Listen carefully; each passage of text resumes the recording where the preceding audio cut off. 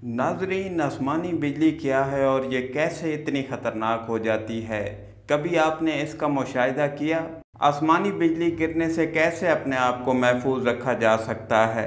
आज की वीडियो में हम आपको बताएंगे कि कौन से वो तदाबीर हैं जिनको अपनाकर आप आसमानी बिजली से महफूज रह सकते हैं। नाज़रीन, आए रोज़ आपने सुना होगा कि फ़लाँ जगह पर आसमानी बिजली गिरने से इतनी तबाही हुई, मुतअद्दिद अफराद इससे लुक़्मा अजल बन चुके हैं। नाज़रीन, हालिया मौसमियाती तब्दीलियों के बायस तूफ़ान बादोबारा में इजाफ़ा देखने को मिल रहा है। गरज चमक कम मुद्दती और नहायत ख़तरनाक है। अगर आप बादलों की गरजदार आवाज़ सुन रहे हों तो इसका मतलब है कि तूफ़ान करीब तर है। इस इलाके में आसमानी बिजली गिरने के अमकानात मौजूद हैं। अगर बिजली की चमक देखने और बादलों की गरज चमक की आवाज़ में 30 सेकंड से कम का वक्फा है तो ये ख़तरे से कम नहीं।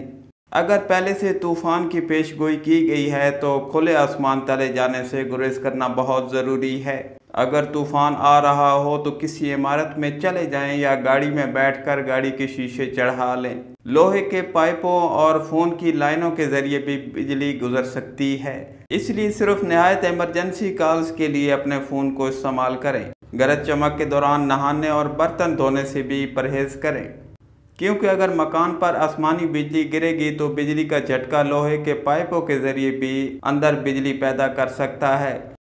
कश्ती में सवार अफराद और तैराक गरज चमक के दौरान फौरी किनारे पर पहुँचें। ये इसलिए कि पानी के ज़रिए भी बिजली गुजर सकती है। बिजली से चलने वाले आलात को बंद कर दें। अगर बिजली चली जाए तो मोमबत्ती जलाने के बजाय टार्च का इस्तेमाल करें। अगर आप बाहर हैं, तूफ़ान आ गया तो दरख्त, बाड़ और खंभों से दूर जगह तलाश करें जो थोड़ी निचली हो।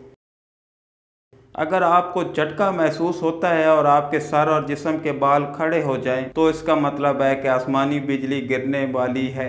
ऐसी सूरत हाल में अपना सर घुटनों के दरमियान रखें। याद रखें कि गरज चमक के दौरान छतरी, मोबाइल या धाती आलात का इस्तेमाल नहायत ही ख़तरनाक हो सकता है।